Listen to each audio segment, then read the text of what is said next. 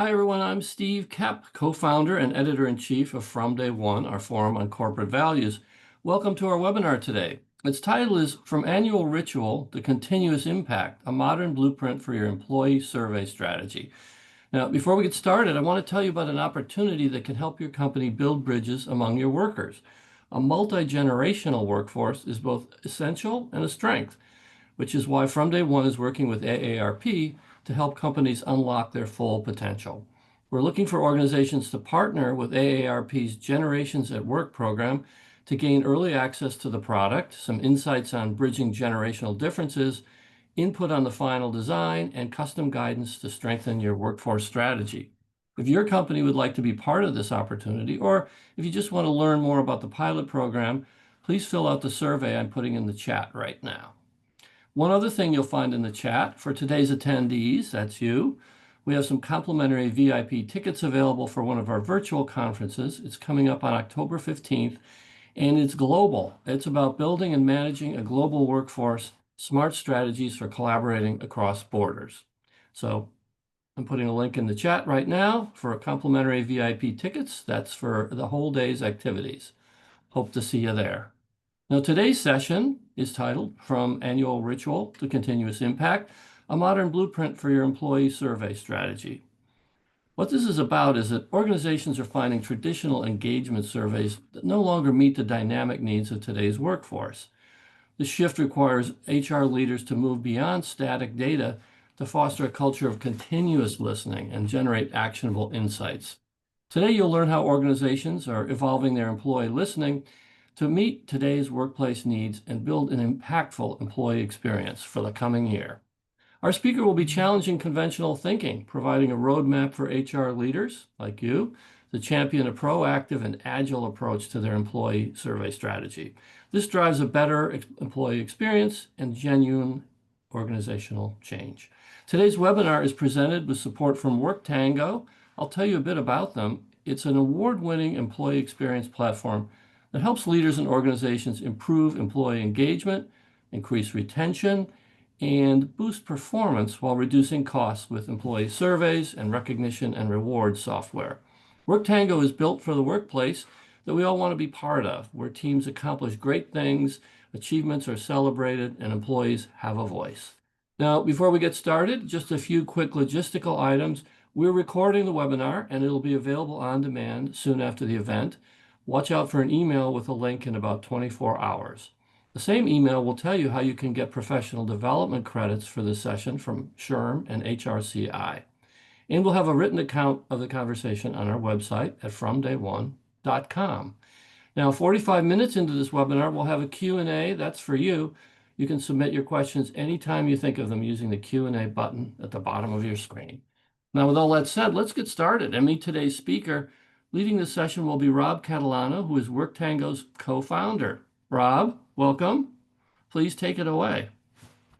Awesome. Thanks so much, Steve, for the introduction. Hello, everyone. Super excited to be here to chat with you all. Thanks for taking time out of your busy schedules to come up for air and see what else is out there in the world. I'm so used to speaking to this community in person at events. So it's nice to have a different forum here, even though it's so hard. I can't see you all. I don't know if my jokes will hit, but my hope is to keep you entertained and engaged and inspired, hopefully, at the end of our time together today.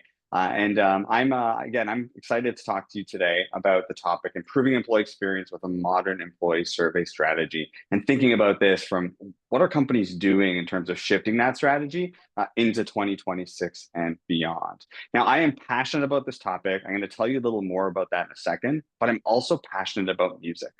Like what you see on the screen there, all those hands in there, that's the way I think of the world when I have an audience. I'm a failed musician, so this is kind of the way I wish that my audience would be.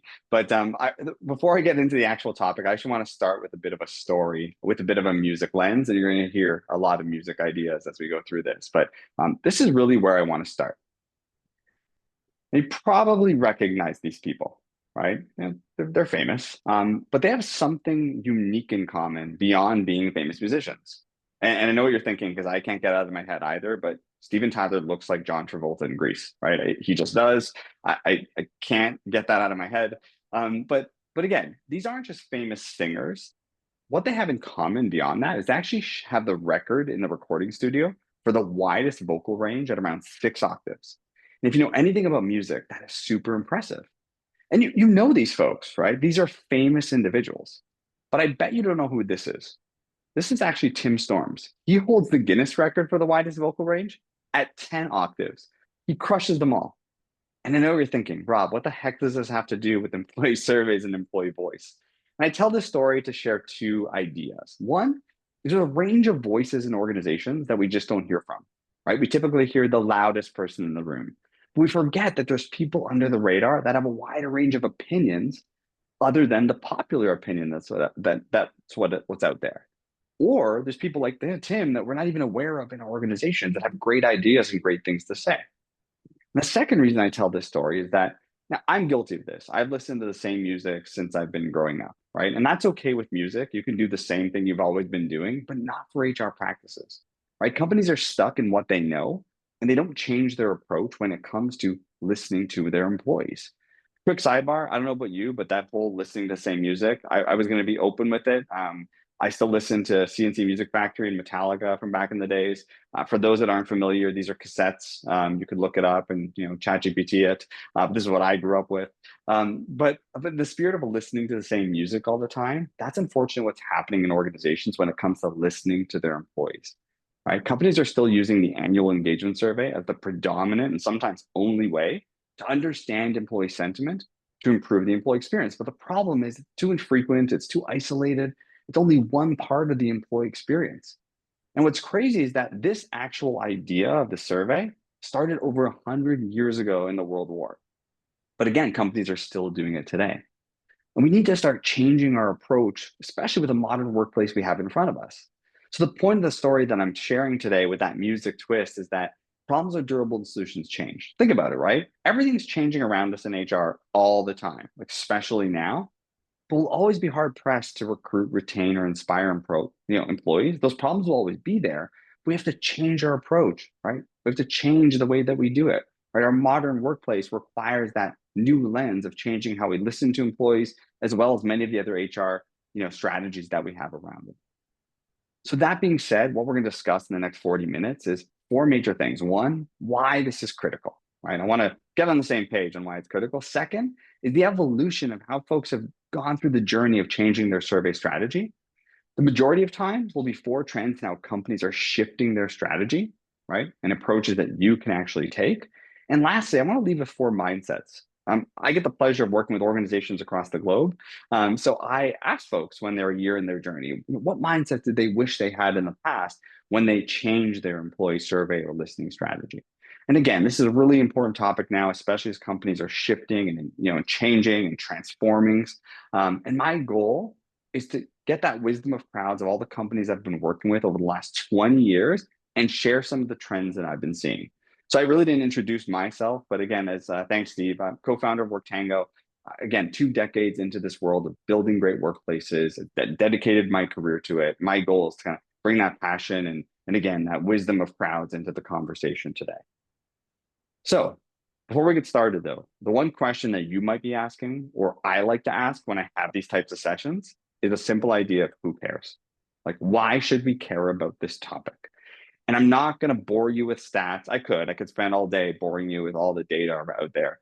And if you want more, reach out to me on LinkedIn. I can send you so much data on why this is important, or convince your leaders, or executive buy-in discussions, etc. But I just want to share quickly to set the table today, 2 reasons you should care. One, there is data around this, right? This is just happens to be one from Josh Person talking about when you actively listen to employees, right? You go beyond listening once a year or once every few years. It does have ROI, right? More likely to engage and retain employees. We all know the impact on the bottom line when it comes to those two metrics. And again, I love validated stats, but I think more logically why you should care is this reason. I'm not sure how many people are familiar with the service profit chain, but basically what it says is that if employees are happy and doing great things, we'll have more customers that are happy and doing great things, and that'll turn into higher shareholder value, or however you define success of your organization. Maybe it's more donations, or more profits, or whatever it is. But the idea about this is that customer satisfaction and shareholder value are outputs. The point I want to make are those two are outputs. You actually can't change or affect those in any way unless you get the inputs right. And it's really around what employees do, right? Employees are the ones that build the products every day, service your customers. And it isn't until we can understand what their experience is, what's working or isn't working, until we can really capture that, we can't really create that experience that's going to drive the things to the right, like great customer satisfaction and shareholder value. So the real talk today and why you should care is we control the inputs, right? Right. As an HR organization, as a leadership organization, as a leader of a team, we can support the inputs that drive success of our teams, customers, and shareholders at the end of the day. So that being said, I want to dive deeper into the major chunk of conversation today, which what are those four modern trends, right? I tried to distill it down into four things that are digestible, but share more in terms of stories and prescriptive things that you could do tomorrow, maybe some music references. But the idea is what are modern trends and companies are moving towards in terms of building that great employee experience that we want for ourselves, we want for our teams, and we want for our companies. Couple of questions I saw coming in. Keep them coming. I know I'm going to answer a couple of those, actually both of those, while we go through today. But I know we'll have time at the end to answer questions as well. So I'm glad to see there's engagement here. I'm loving that. So I want to talk about the first of the four trends, and that one is quite simply, it's all about continuous listening. Now, if you don't recognize what's in the back there, that's old Marty McFly in Back to the Future. But again, we have to stop doing what we've been doing in the past. And this idea of continuous listening is about being agile. And what I mean by that is HR agility is moving quickly, being responsive, being nimble, and effectively managing change, which again, our companies are seeing now more than ever. Every HR leader I speak to is being challenged with doing more with less. How do we get adoption of new technology? How do we change the resources? How do we build business transformation from a technology level? How do we build more workplaces where people feel like they have a sense of belonging? Like the list goes on and on. And the reason why this agility and moving quickly and being responsive and nimble is really important is because whether it's in business life or your personal role, success isn't linear, right? People think it's linear, but success is navigating through the world. So it's important to understand employee sentiment. If we don't know what's setting people off course or what's not working, then we can't fix this. But the problem is we've been doing this on an annual basis where it's too late, where we get too far off course. And I don't know why we're so used to doing things in annual practices. Maybe it's because we grew up in the finance world, but we had our 5 years of service programs and our annual surveys and our annual performance review. But employees don't work in years, right? They work more frequently than that, quarters, months, days, weeks. That's why successful companies have really evolutionized their approach. So what I'm sharing is one of the first trends a lot of companies are still going through, but I've seen companies make that shift and see a lot of success. And it's been going on for a while. So when I meet a lot of organizations, they're usually starting in that world of, yeah, we do a survey once or twice a year, or in some cases, once every 3 to 4 years.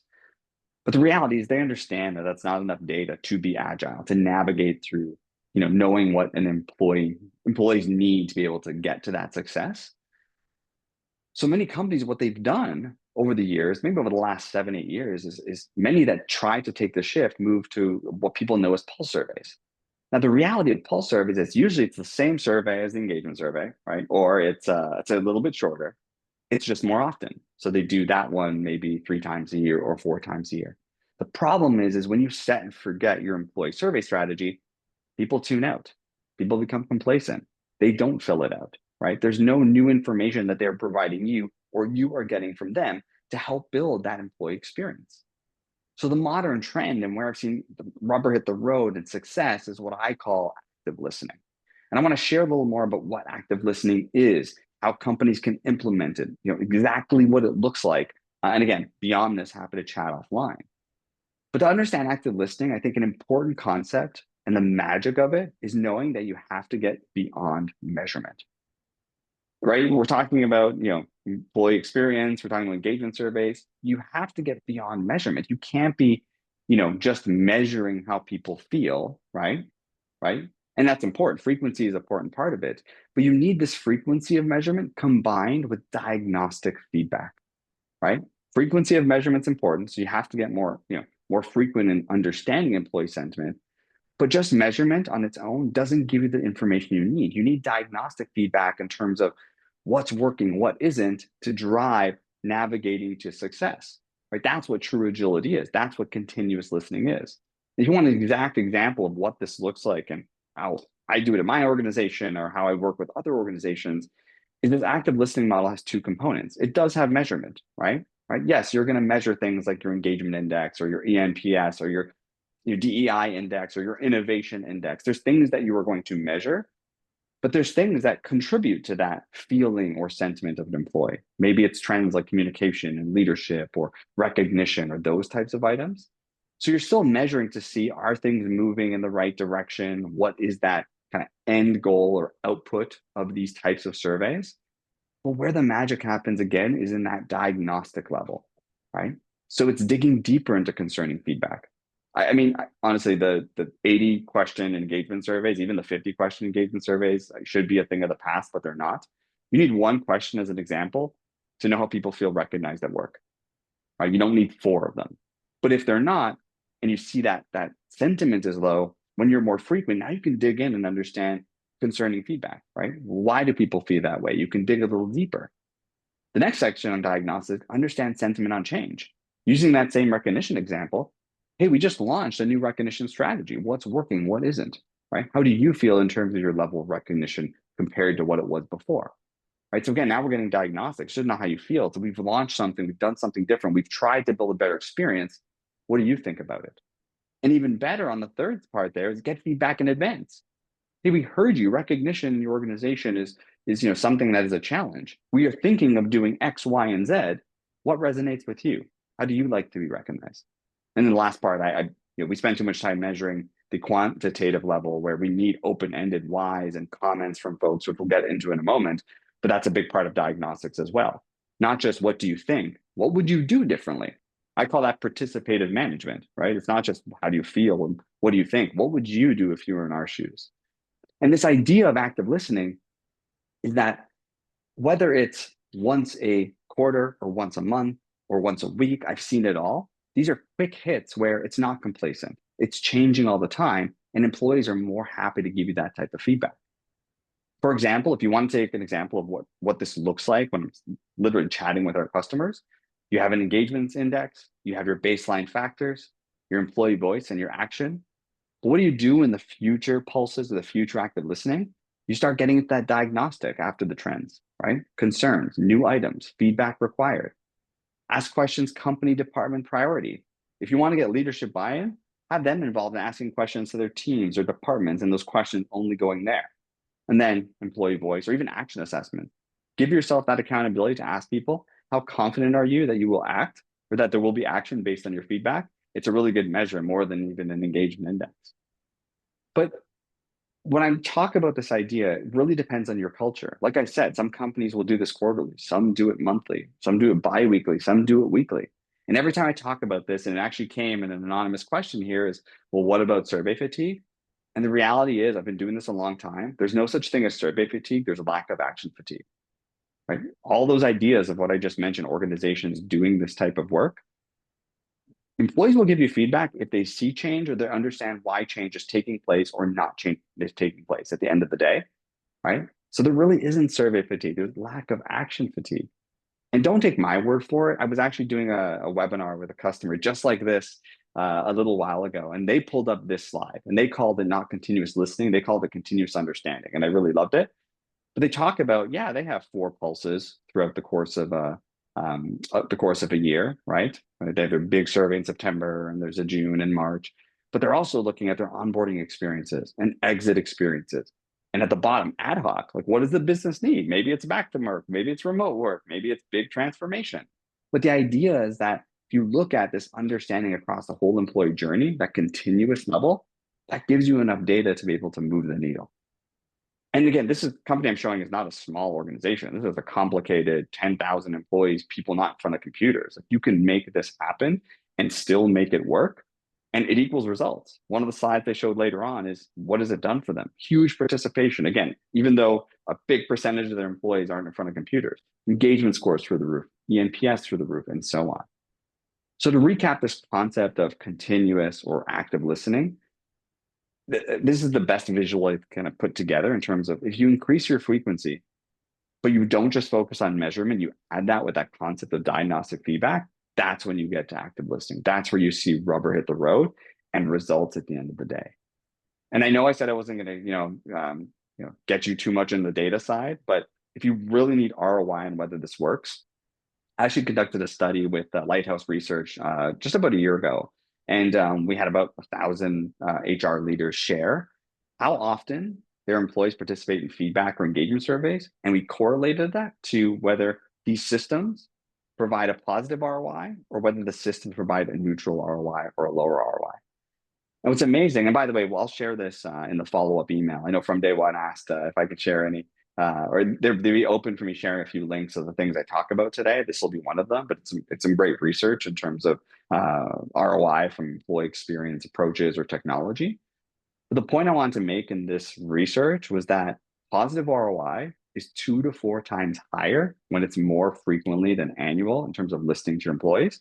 And a positive ROI surpasses neutral ROI when feedback cadence is at least monthly.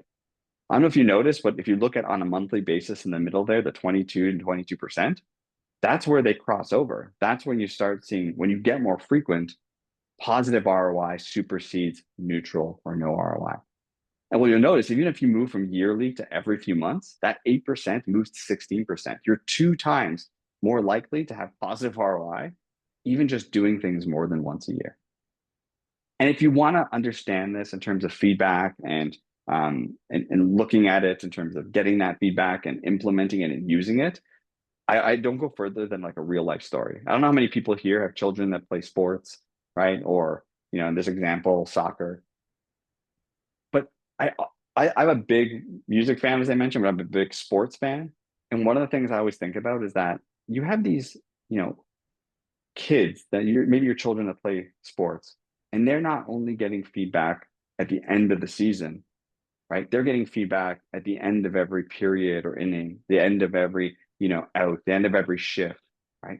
The more frequently feedback happens and that ability to learn and understand what's working, share what's happening, and navigate to success, right? That's how you create great winning teams, right? This isn't just children. These are professional sport leagues have these conversations and feedback going back and forth. So this continuous feedback is so critical. So that was the first trend, right? I want to shift now gears to what the second one is. And the second one is a little more to the point. And it basically talks about leveraging new technology, period. Now, I'm sure that you've been on a lot of discussions over the last year around it, AI and technology. You might hear a bit of that here. But let's be honest, technology is making it easier for companies to find more value through the whole employee survey and whole employee listening strategy. It enables what we just talked about in terms of that continuous listening in an easier way, right? Every time I show folks that change from annual to pulse to active listening, they're like, oh my God, you know how much effort the annual survey takes me?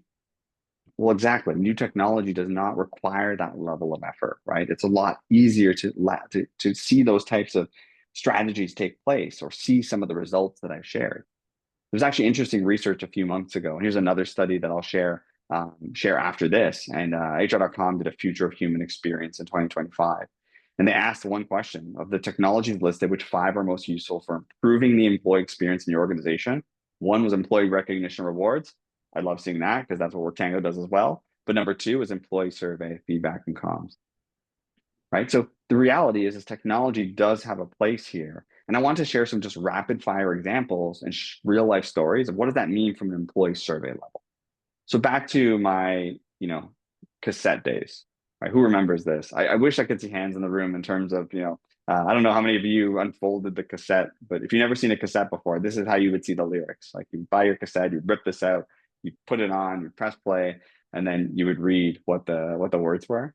But technology's changed that, right? Now you're on your iPhone and the words come up automatically. But in the world of employee surveys, this has changed as well. Like thousands of comments now turn to quick sentiment around, what themes are coming up the most. Are they green, yellow, red, and negative, neutral, or positive? If something big and red like management is staring at you, how do you dig deeper and understand what people are saying, right? You're eventually going to read all these comments, but It's so much easier to understand sentiment with technology, or even now with AI, right? AI can give you analysis immediately. Like, what's the positives? What should you be doing differently? What are the themes that are out there?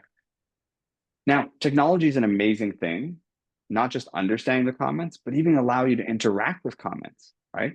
Technology is saying, well, let's not make surveys a one-way conversation where we just get your response. Technology can allow have a two-way confidential discussion where you can dig a little deeper, right? I don't know about you, but you know how many times in my career I read a comment from a survey and it was so vague but so negative, it was scary. I couldn't do anything about it because it was confidential, right? But now you can respond to those. You can crowdsource ideas. You can understand and have a discussion about, you know, maybe why do you feel this way, or can I dig a little deeper, or maybe give people confidence. By the way, we're actually doing something next quarter on this. We'd love your feedback about what you think it means or how we can roll that out in a better way. So again, this is just some examples I want to share on how technology is changing this ability to really think about getting employee feedback and acting on that feedback. But like I said, this wouldn't be a session if we didn't talk more about AI and how it's influencing your listening strategy. But the reality, it is, right? Now, I'm going to pause for a second. I'm going to talk about AI, but I'm actually conducting a webinar, I think a week from today, October 9th. And we actually have the head of research at Gartner, or the ex-head of research, HR research at Gartner. And what he's talking about is we're all in HR trying to figure out our AI strategy for cutting costs and cutting headcount. But it's how can you do that for building a better experience? So definitely join us. It's I think it'll be a really good conversation and very timely as we're all building our 2026 plans. But in terms of back to the back to the episode here, but think about that listen and understand and act journey we go on, right? From a listening level, AI is changing this, right? Identify bias in your questions. It can auto translate work language. It can ask questions dynamically based on how people are feeling, or based on how other people in the organization or their teams are feeling, right? From an understand level, right? Think about all the things you can do with data in terms of summarizing your insights, highlight anomalies, correlate it with other data points. Or even from an act perspective, recommend actions and the influence of those actions, deliver curated learning experiences. So again, there's so much I could spend a full hour talking about these elements, but the idea is that if we're not looking at new technology, it's going to be really challenging to take advantage of listening to your employees more frequently, which is critical for all the reasons we discussed earlier. If you're scared of AI, you can start, embedding chips in your body if you want to, like this company. I'm totally kidding. I saw this and it was from 2018, which I think made it even more scary. But I'm not saying you should put RFID chips in your hands. But I think, I don't know, maybe the world is getting there. It seems like it's already there, but we have to be thinking about how are we leveraging technology in our strategy. And the reason why I'm harping on this is I read this recently. It said it's an automated world and HR is just living it. We should be driving it. Ask yourself, what is your HR tech strategy from an employee listening perspective, from all the pillars of employee experience? What's your AI strategy? At the end of the day, right, when it comes to this employee survey, employee listening level, you can't refute the impact technology is having on making it a better experience for you, your leaders, and your employees at the end of the day. Actually, great example. I actually took this idea of listen, understand, and act, and I asked 20 companies before they were using technology, how long did it take to go through that process? When I say process, it's come up with the questions, build the survey, send it out to folks, get all the results, talk about those results, send them to leaders. Leaders create action plans and action, and it was on average 4 months. Now with technology, I see that happen in less than 3 weeks. So the ROI and speed and the activity cost of doing all this work, like with technology versus manually, speaks for itself. And one last bonus item I wanted to actually put under the second trend before I get to the third one is that this includes frontline and hybrid workers. Too often I hear industries say, well, I don't have people in front of computers, so we're not going to listen to them. There is a huge trend moving beyond, corporate or office employees to try to understand what the frontline or hybrid or remote workers are thinking. And there's easier ways to do with technology. Mobile first, QR codes, SMS, you name it. And this matters because your frontline workers are unfortunately the least surveyed, but most critical in terms of how they interact with your customer base and how critical it is to retain that and that information and those relationships. And personally, as an organization, it's the highest growing industries we're seeing as companies are starting to understand that the future of listening is borderless, right? It's not just your corporate staff. You need all the other people in your organization as well. So that's trend number two. I'm going to move over to the third trend here before we get into some last mindsets and questions. Trend number three. I can't harp on this enough. Leaders should be, must be at the center of your survey strategy and your listening strategy. They are your secret weapon when it comes to understanding how employees feel, think, react, and turning that into engagement, retention, and performance. And I'm sorry, but I feel bad for managers. Like they are unfortunately the face of our typical HR antiquated practices, right? Hey, leader, here's some data from a survey we did 6 weeks ago. We're not going to check in and tell you how that went for another year because we only do annual surveys. Or, here's your sit people down in the room, give me a performance rating of between 1 and 3. You know what I mean? Like they're unfortunately the face of these antiquated practices, and we need to figure out how do they become a big part of the listening strategy. And I've just seen when organizations have made that shift, huge impact that we'll get into. So I always, not jokingly, but kind of jokingly ask a very, very serious question. And it's, are your managers tools, right? Are they a good tool that drive the success of your employees, the success of your listening strategy, or are they just a tool? Because when you look up my manager in Google, this is the stigma that managers have. Hates me, incompetent, in French. I forgot to mention I'm in Toronto and in Canada, so maybe that's why that came up. CRM is ignoring me, anxiety, bullying, doesn't gaslighting me. I always show the thing on the right bottom where it says report inappropriate predictions. This is all inappropriate. Like I can't believe this is what happens. And unfortunately, right, there's a concerning view of managers and organizations. And again, they clearly have room to improve the relationship between their employees. But in HR, we have a huge role in that as well. In other words, right, what are we doing to enable them with the tools, not create the tools in our organization? How do we enable them with technology? How do we enable them with real-time data? How do we enable them with better process, right? Better expectation, better accountability. So one of the most rapidly growing trends, and what I think great companies are doing, and my advice to you, especially when it comes back to employee listing and surveys, is HR, you shouldn't be a filter to the feedback. I see so many companies when I meet them, and even today, that just don't share the feedback or verbatim comments to their leaders. But they're supposed to be your leaders, right? Like they should be able to take feedback to understand whether they're doing a great thing or not. Isn't that what we ask of our leaders? Hey, leaders, make sure you are having a culture of feedback with your employees so that they can be qualified for their next job or understand what's working or not working so that they can course correct. But too many organizations take these survey data and they just keep it with HR. I will scream it from the rooftops. You must give employee feedback directly to every single leader. That builds trust. That builds accountability to act, right? At the end of the day, you need to push the data to them. I get it. The music analogies are out of control. But if you have employee experience survey data, it has to be sent to them and pushed to them. Because guess what? Even if you're waiting for it to be pulled from you, that sucks, right? You spend less time doing anything with that information. You spend more time like giving it to leaders, sending it manually, and less time actually acting or strategizing on what to do different. Pushing data to leaders is so key. And the other thing, the reason it's so key, it's not just for your leaders, it's for you as an HR leader.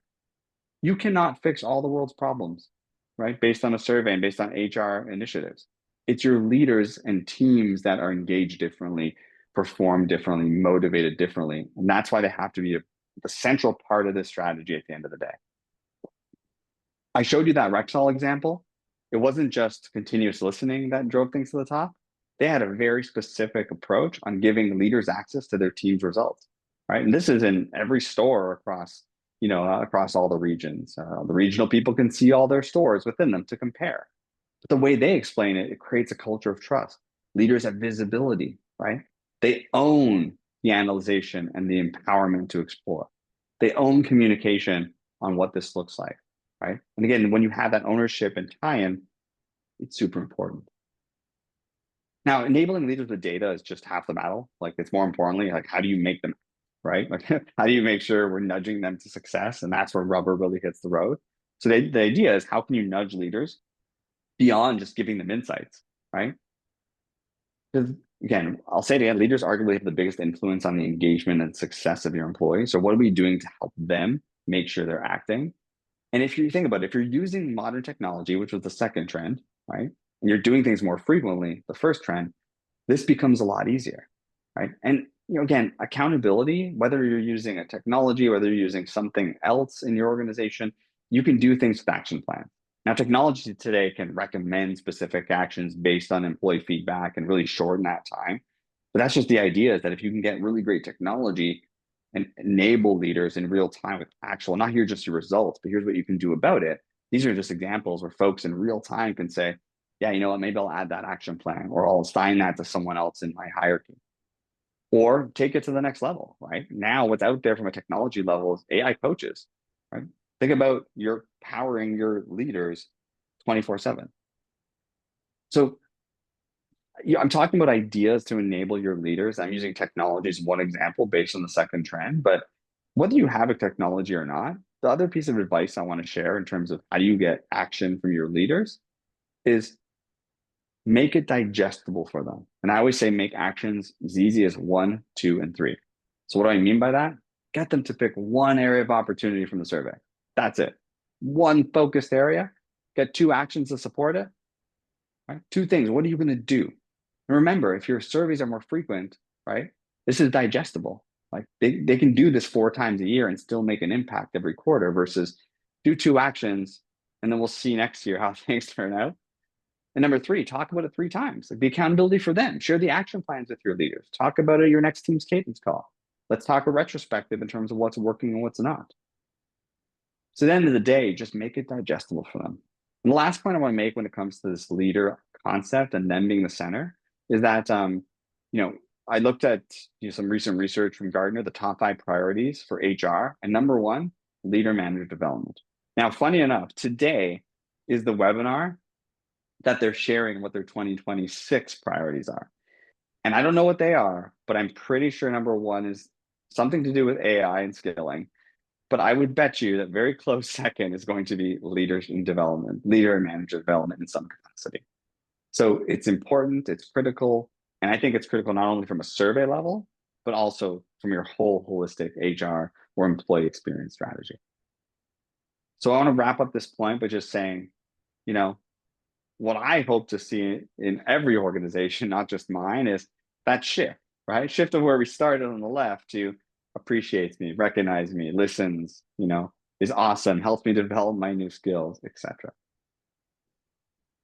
All right, we're almost there. We're after the 4th major trend, and that is about leveraging data and leveraging it more, leveraging it better, and leveraging it in new, different ways. So think about it, right? Being agile and leveraging technology.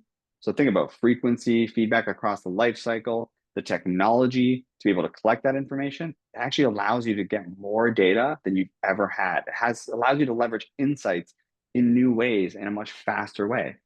You are sitting on a gold mine of critical data that your employees are giving you when it comes to these types of survey strategies. So I like to challenge companies to think about things as not we just have this data, we have insights that we need to mine and understand because so many companies are still here. Honestly, this is when I meet a lot of organizations, this is how how they're looking at their employee voice data. And then most of them are just saying, all right, we'll give it to the Excel wizard in the other department. This person will create some dashboards for us and we'll be on our merry way. But the reality is technology is allowing real-time dashboards and insights. AI is changing the game here, obviously, but we're allowed to get information that's way quicker, way less human error, way more confidential, right? But in ways that we can use the insights in a more valuable way to drive better employee experiences, leader experiences, and hit the goals of the business and the HR organizations. But so I thought a good way to explain this when I talk about use data more and better and in new ways is I'll share a couple of stories. The first one is what I often see is something like this. Now, I'm not sure the journey of everyone here. Maybe you're just getting started in your employee survey journey. Maybe you're super sophisticated, right? Again, I get the pleasure of working with so many companies, big, small, globally. And surprisingly, I still see this a lot. So organizations will do their survey, whether it's with the most sophisticated technology or they're doing it with a free one.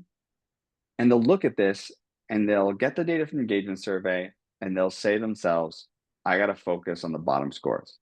And by focus, I mean they create action plans corporately around them, right? They make leaders create their action plans around them, even though their team might be really positive there. They change their quarterly objectives, but they miss out on leveraging data in more insightful ways. When I talk about insightful ways, I won't spend too much time here, but there's so much on the data analysis side that allows you to understand not just what the bottom scores are, but what has the biggest influence on moving the needle on whatever you're measuring. In this case, let's say engagement, right? Simple analysis like correlation analysis or regression modeling can help companies focus on what will have the biggest impact on what you're measuring. Because think about it, you can't solve all the problems like I mentioned. So it's our jobs as an organization that's conducting these types of surveys to understand what is the biggest impact or be predictive of where to spend the most effort. And again, this was harder in the past. Today, technology happens instantly, or there's so many ways you can dive in with new AI tools. But the idea here is that just using the data at face value won't help you get to the success you want to see. Another way of using insights, not data, is what I call avoiding insights in isolation. You might be asking why Beethoven.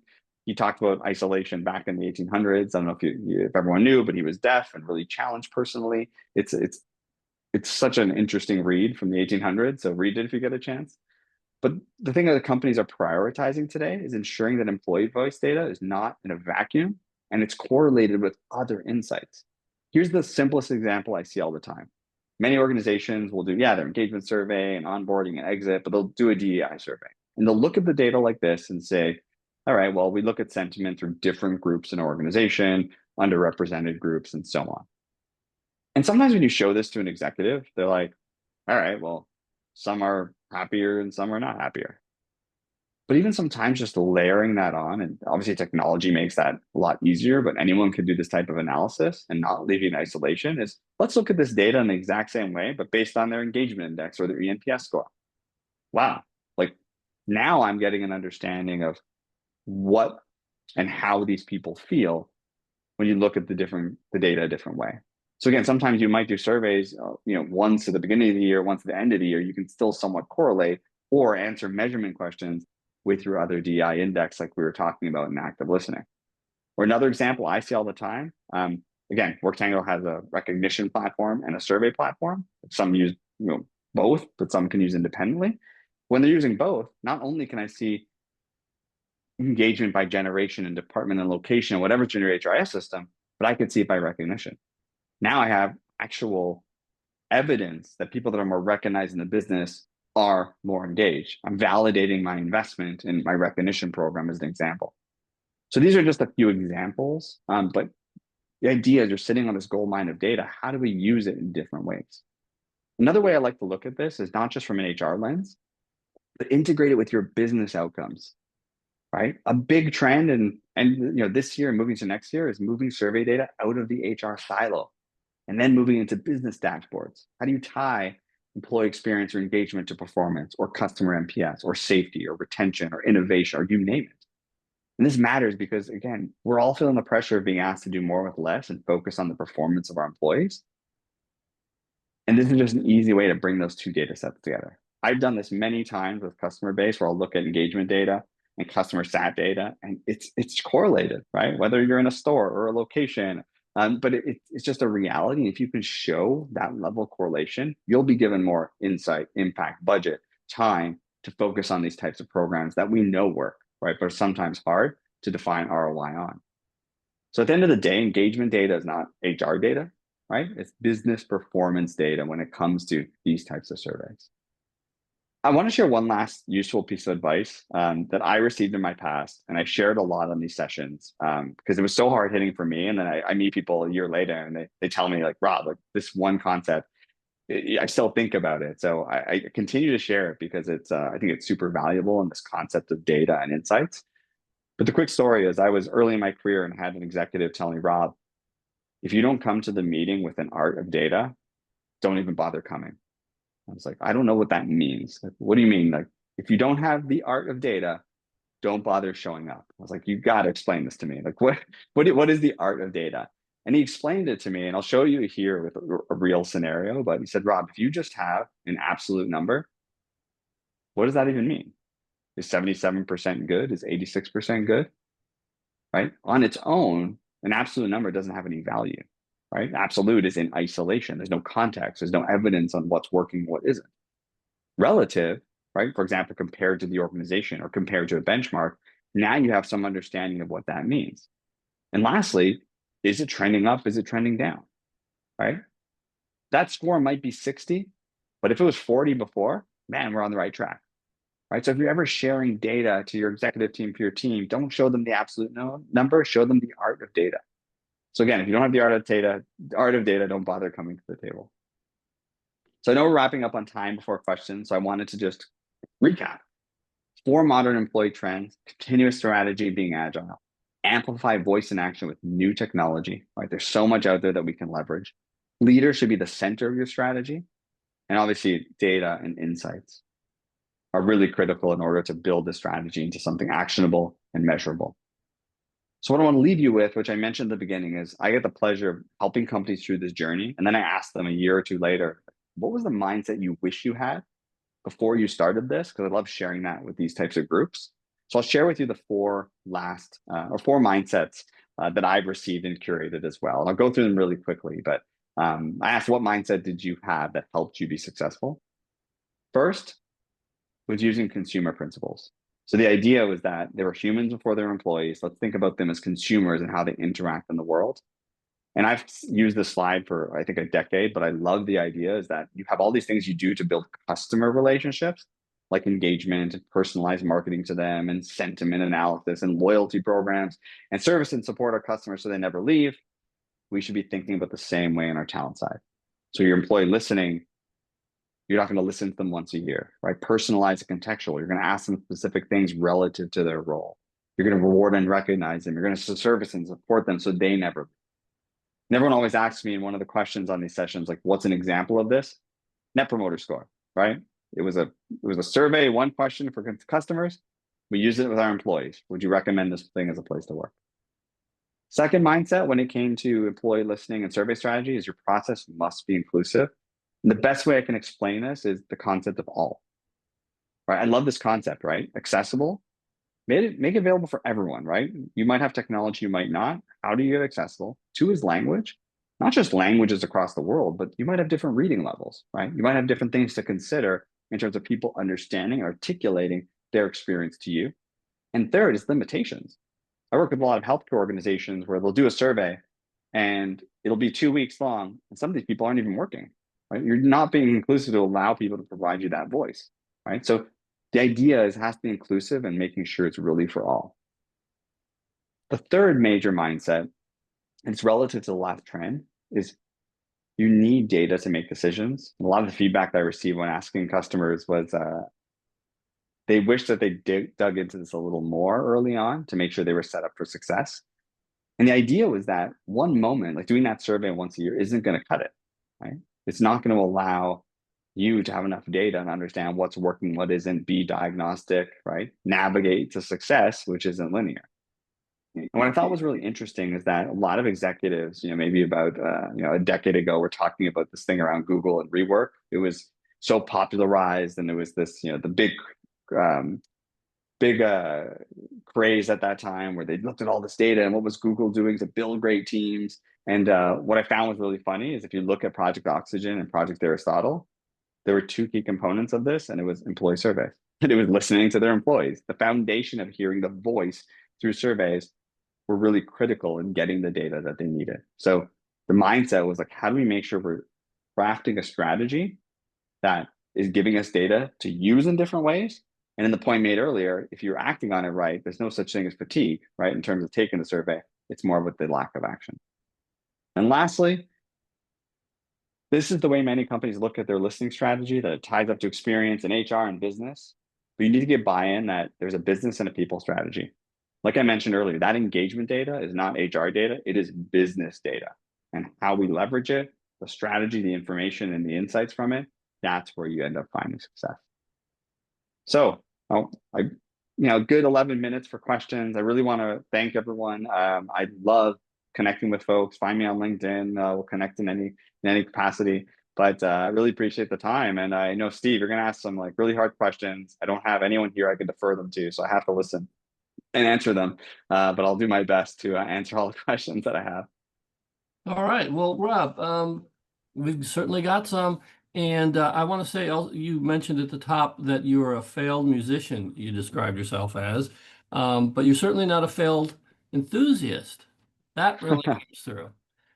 So Appreciate it. on to the questions. I want to combine two. Well, one attendee says, "How do you overcome survey fatigue to get higher employee participation?"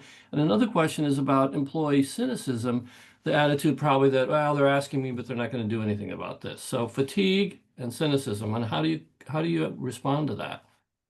Yeah, I think I'll echo a couple of things I mentioned during the session. One is when you set it and forget it, people tune out, right? That's when you see response rates go down.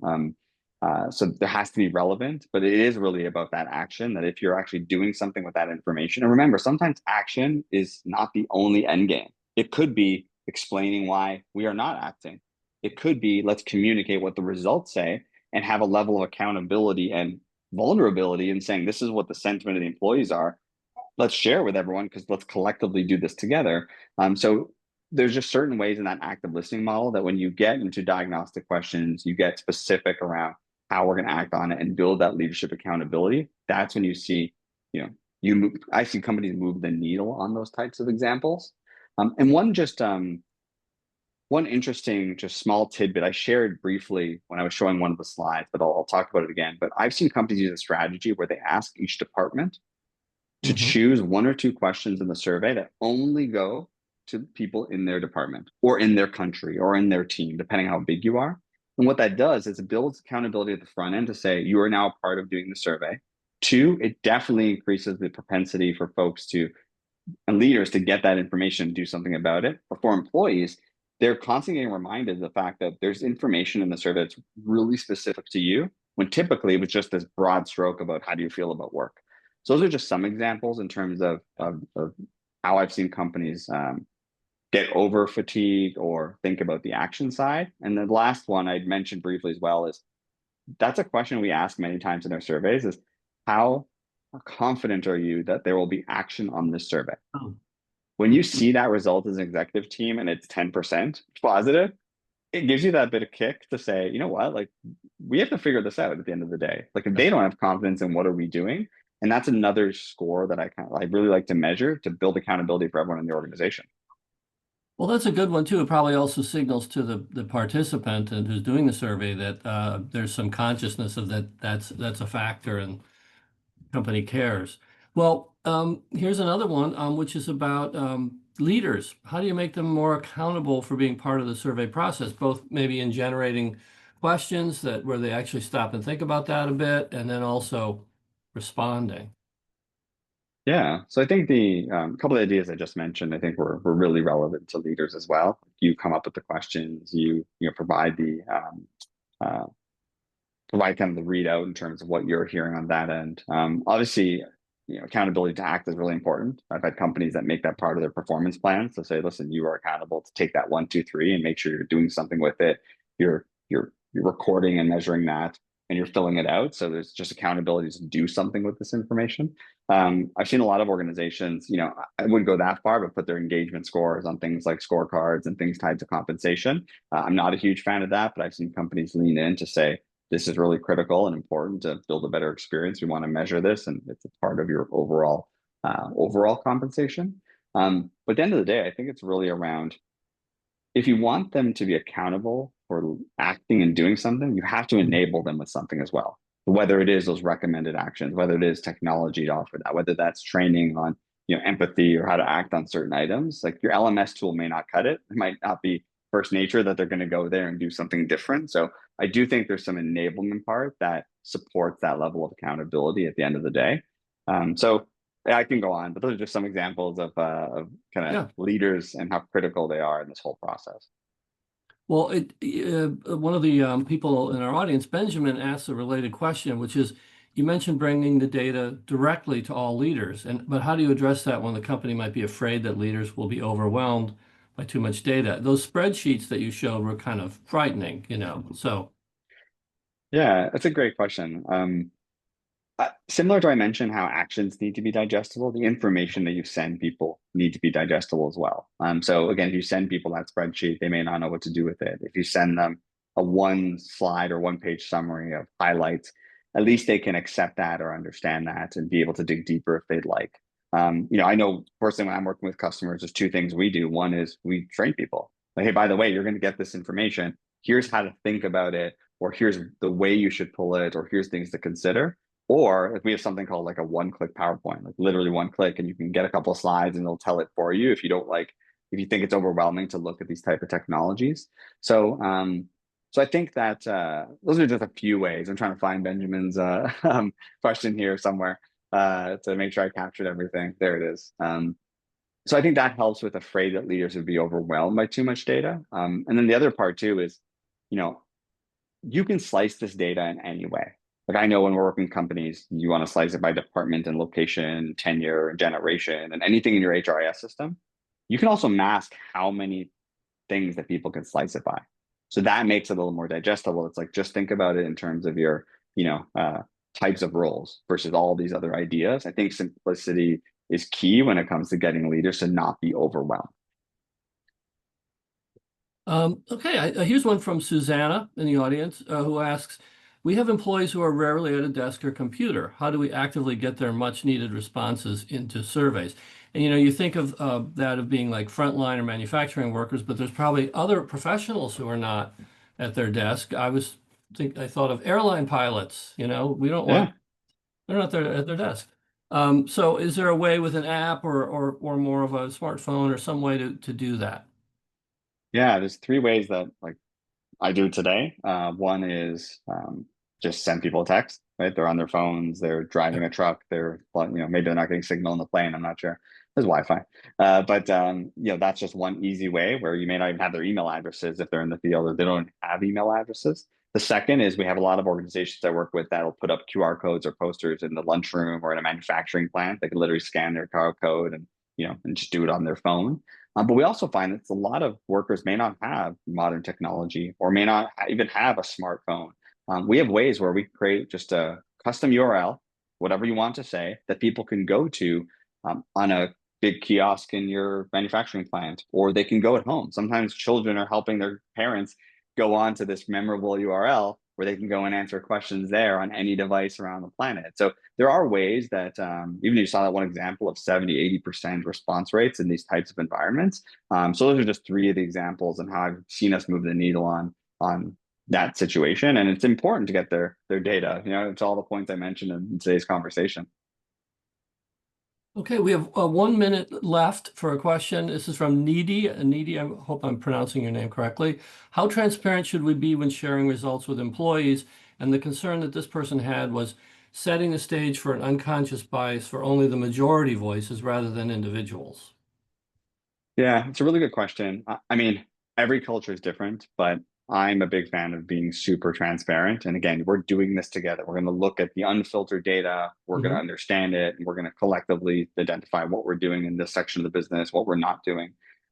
I do find, and I don't want to get too specific on the statistical data end of it, but what I've usually done is when you think about uh, majority voices, like there are data sets out there to tell you whether data is statistically relevant or not, if there's a big margin of error. So sometimes Mhm. data will tell you that if you look at this percentage, the margin of error might just be very, very small. So we can rely on this as very reliable versus only three people said this. So when you have Yeah. more data, it's a little bit easier. That's just one unique way where I've been able to get buy-in that this is the true sentiment of how people feel. But more Mhm. importantly, let's talk about why or how, right? Get people involved in that conversation. You get a lot more information and dig deeper. All right. Well, Rob, tons of questions. That was great, very engaging. Thank you for being here and sharing all this data and very well illustrated. Thanks to WorkTango for their support and to all of you who participated today.